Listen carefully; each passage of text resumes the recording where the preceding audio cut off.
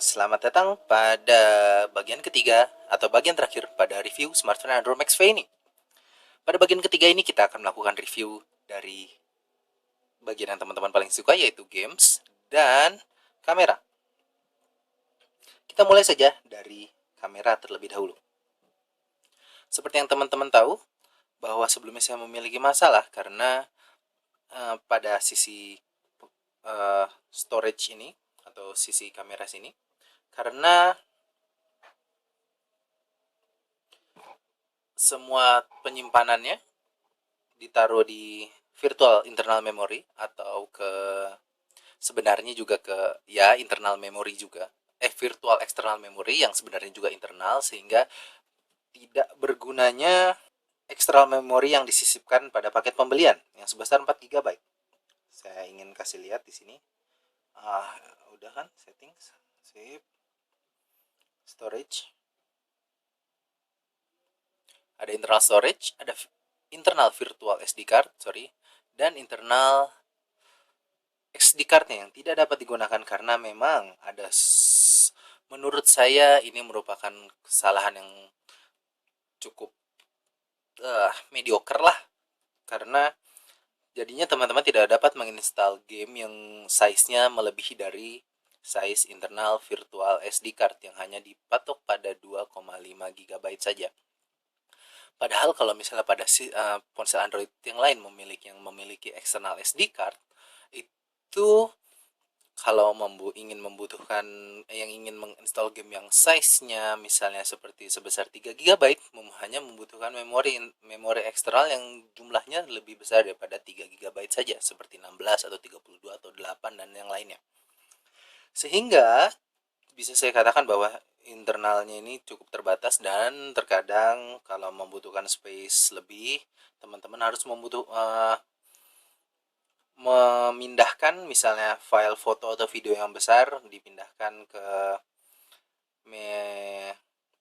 external SD card, via file manager.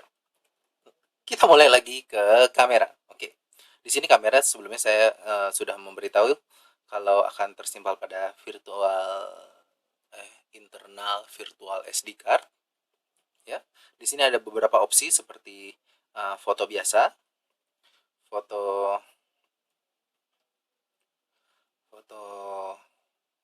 HDR. Untuk videonya sendiri, video quality-nya ini ada yang 720p pada high atau fine pada 1080p Full HD. Sebenarnya dia memiliki kamera yang kalau misalnya saya lihat mungkin terbilang biasa saja, tidak ada hal yang baru di sini. Cuman mengingat dari bandrol harga yang ditawarkan cukup lumayan, terdapat juga efek-efek seperti face beauty capture mode, sehingga akan menghilangkan jerawat-jerawat, sedikit menyamarkan jerawat-jerawat pada muka ganteng Anda atau muka cantik Anda, atau yang lain seperti panorama,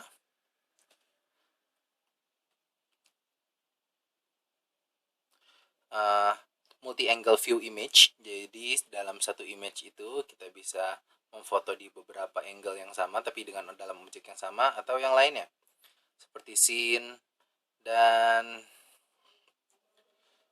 best picture. Ya, teman-teman juga tahu kalau misalnya dia memiliki kemampuan untuk melakukan burst shot sampai 99. Jadi bisa dibilang not bad. Oke, sekian pada kamera. Kesimpulan pada kamera adalah pada bandrol harga ya yang tadi 2,3, memiliki fitur ini merupakan fitur yang cukup baik secara dilihat dari fitur, tapi kalau dilihat dari kualitas terbilang standar, mungkin di atas standar sedikit, tapi tidak ada hal yang baru seperti contohnya kemampuan untuk menangkap gambar pada pencahayaan yang kurang dan sebagainya. Kita lanjut ke gaming performance. Maaf sekali lagi karena terbatasnya kapasitas internal, kapasitas ponsel maksud saya, jadi saya tidak dapat melakukan review game yang terlalu berat size-nya. Jadi, tapi saya menyisipkan beberapa game yang mungkin bisa teman-teman nilai sendiri. Oke, kita mulai aja. Di sini sebenarnya bisa terlihat bahwa ada sedikit frame drop yang terjadi. Ini bisa dibilang merupakan uh, kemampuan, mungkin sudah terlihat batasan yang terjadi ya, maksudnya keterbatasan dari prosesor yang digunakan. Tapi masih dalam kategori tidak terlalu mengganggu, masih playable atau masih dapat digunakan untuk bermain. Ya, walau terkadang ada saat dimana ketika aplikasi terlalu banyak yang berjalan pada background, dia sempat terhenti untuk beberapa saat. Namun sejauh ini bisa teman-teman nilai sendiri bagaimana kemampuannya.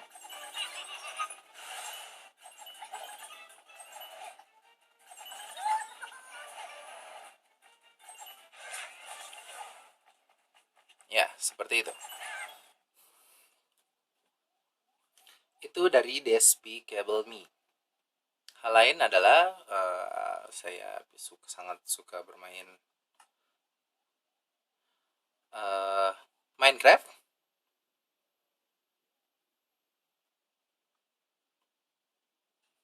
Di sini bisa teman-teman lihat bahwa saya tidak sengaja membakar rumah saya sendiri. Jadi sempat saya stop di sini dan ya sudahlah, sepertinya akan terbakar hangus semua karena rumah ini terbuat dari kayu. Yang ini saya sampaikan di sini adalah bahwa dia berjalan cukup baik. Sekali lagi, tidak ada kendala pada game ini, walaupun dia menggunakan resource yang sangat besar karena map pada Minecraft itu cukup luas. Jadinya ya bisa dibilang cukup baik dalam menjalankan game seperti ini. Saya pengen lihat lagi rumah saya yang terbakar. Oke. Yuk kita masuk aja yuk. Kita coba masuk. Apa yang ada di sini? Apakah masih ada kamarnya? Oh, terbakar. Sakit. Wah. Kamar ini pun sepertinya sudah bocor.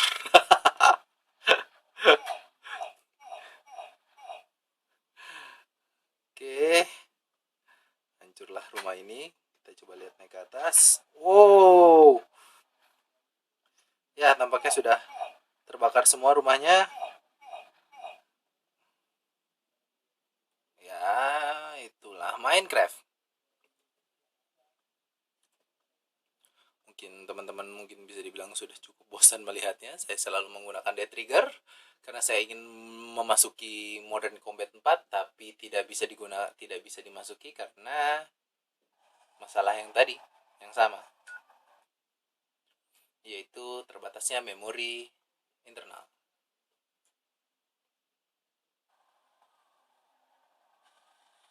Oke. Oke, di sini teman-teman bisa lihat. Oke, saya sudah tahu cara mainnya.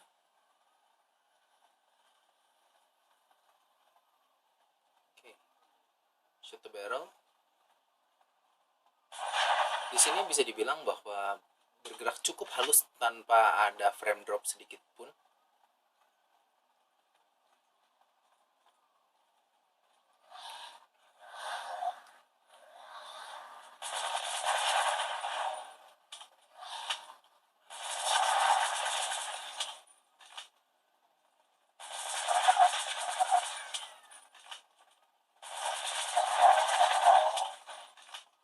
Ya. Bergerak cukup halus. Oh, oops. Ya, bergerak cukup halus di sini. Oke. Menurut saya keunggulan yang utama dari ponsel ini adalah layarnya, karena layarnya dia memiliki resolusi 720p atau HD. Jadi bisa dibilang bahwa pada harga segini teman-teman bisa dapat layar yang disematkan pada ponsel high end yang seharga mungkin sekitar 6 juta pada tahun lalu. Karena saat ini sudah menggunakan layar 1080p. Namun sekali lagi tentunya sangat yang membuat dia lebih appealing atau lebih menarik ketimbang ponsel lain pada kelasnya, yaitu menurut saya adalah layar. Prosesor sudah banyak saat ini dengan harga 2 jutaan menggunakan prosesor quad-core. Ya, sekian saja video review smartphone Android Max V ini. Semoga semua pertanyaan teman-teman dapat terjawab dari tiga rangkaian video smartphone Android Max V ini. Dan saya tutup dengan pertanyaan terakhir, apakah HP ini worth it untuk Anda beli?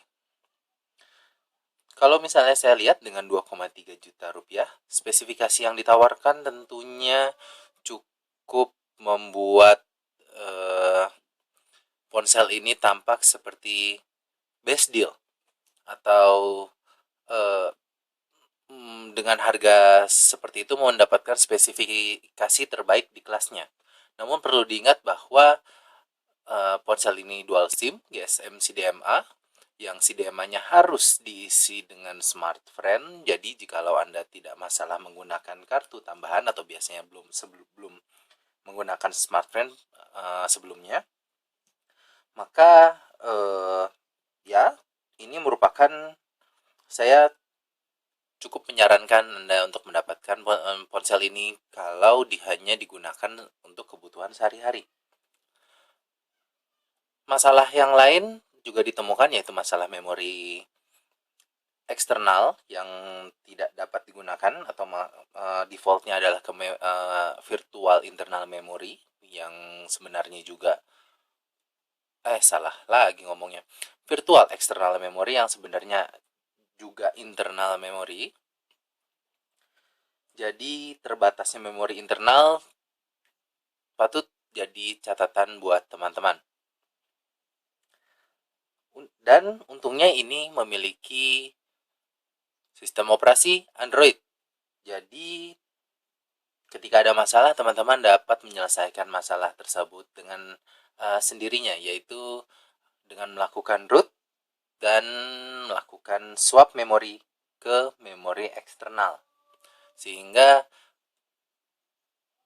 potensi dari ponsel ini dapat digunakan secara sepenuhnya. Tentu sekali lagi saya tidak menyarankan untuk di root karena semua itu tergantung teman-teman semua. Risiko ada di tangan teman-teman. Tapi tutorialnya dapat Anda temukan di launch di Kaskus, karena saya juga suka baca-baca di sana. Oke, sekian saja sepertinya. Kalau mau tanya-tanya bisa ke Twitter atau Google Plus.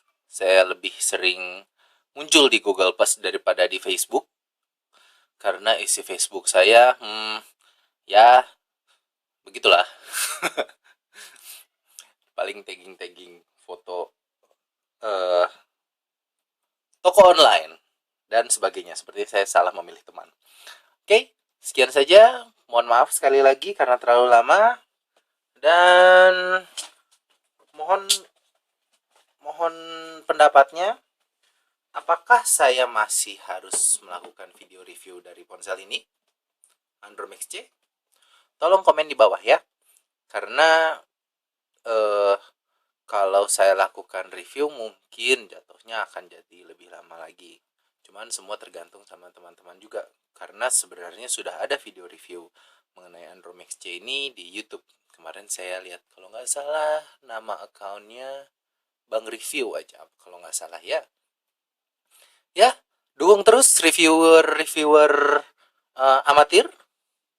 Karena menurut saya justru yang memberikan review yang jujur dan review yang tanpa ada eh, tanpa ada kepentingan lain, hanya dari reviewer-reviewer amatir atau dari sisi sudut pandang konsumennya itu sendiri. Sekian saya dari Moldi, kurang lebihnya mohon maaf. Assalamualaikum warahmatullahi wabarakatuh.